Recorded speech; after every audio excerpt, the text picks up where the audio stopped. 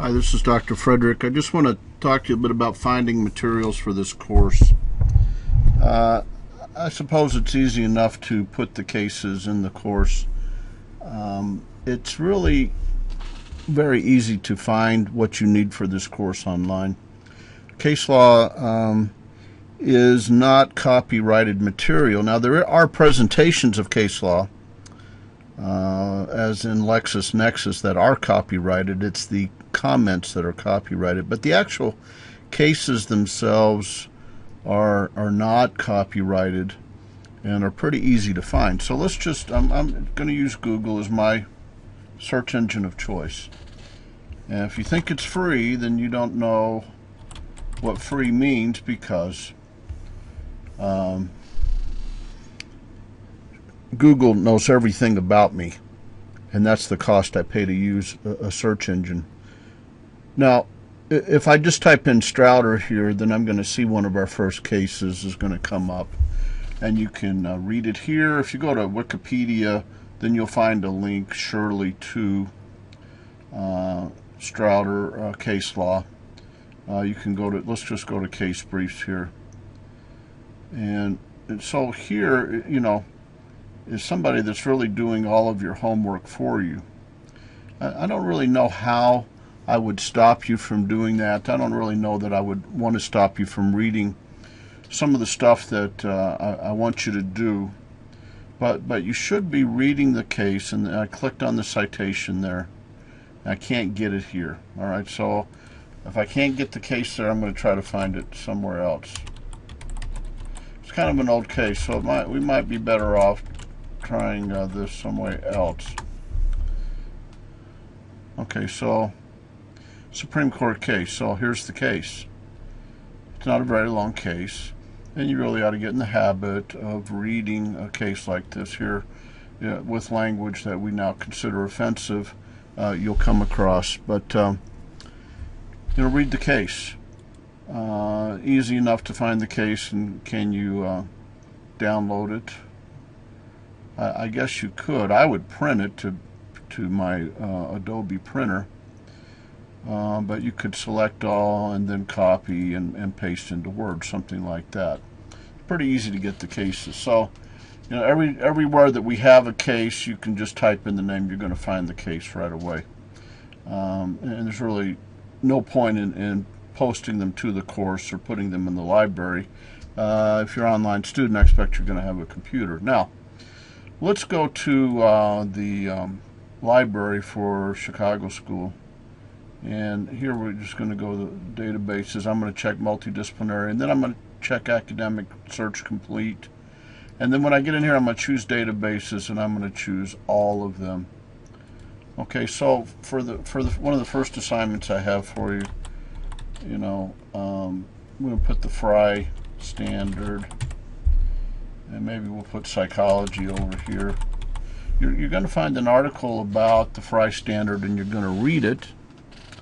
And so here we go. If psychology refuses to police itself, this sounds like a great article.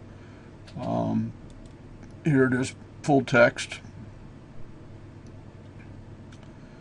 We grab this full text, and it's an opinion article. It probably has no data in it, which is fine. And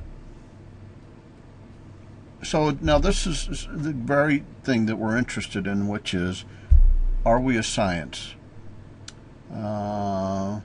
It's often referred to as a junk science, so that's going to be one of the issues in standard. Here's the Fry standard. Here's an opposing standard called the Dalbert standard. And then what we're going to do is we're just going to scroll down to the end of it, and we're going to get some leads on some other articles that we might be interested in. And so this is the way that you do things like this, is to find an article. I might not really like this article. Here's custody evaluators. When people go to court and have recommendations for who has custody, they're using science. Should their opinions be entered according to some evidentiary standard? And we can full text once again.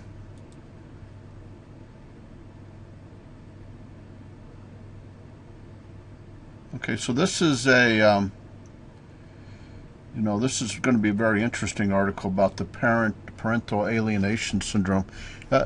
Will you find that in DSM? I doubt it.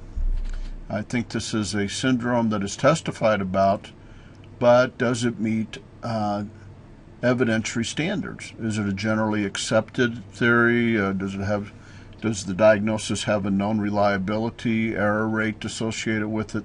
These are things that we're interested in here. We might read this article and, of course, go down to other sources in there. Okay, now some of these, their full text is there. You could talk to your librarian if you're on campus there. But here's another one here, legal issues between psychology and law enforcement. And here, behavioral sciences and the law. It's an old article, but it's pretty close to the time of Dalbert. Actually precedes Dalbert, so that would be interesting to see what the issues are there.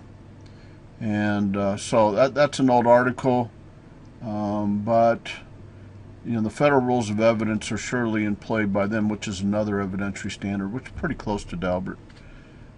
Okay, or Dalbert, as I heard somebody recently. So if we put standard in there, we might not get what we want. So we'll put this. Okay, so now we have a lot of articles, and we still have psychology. Let's put something like in here, psychological testimony. Okay, and see if we can winnow that down a little bit. Back to now this would be a really interesting article by Elizabeth Loftus, who is a person who refutes testimony. We saw Dalbert, so we might just put Fry Dalbert in, and then put psychology. We won't put psychology. Just try it like this.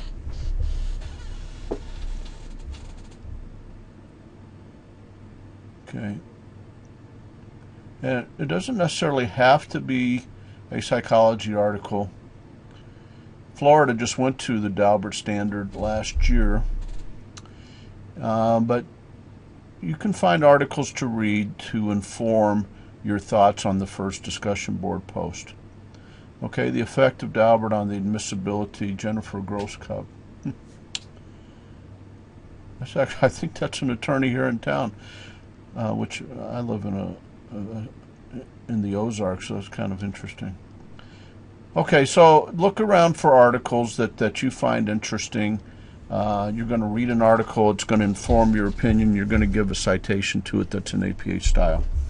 You have just a wonderful online library at the Chicago School, and I have never had anything but joyful help from the librarians at the Chicago School. If you go in there, they're going to be very helpful to you. Okay, thank you.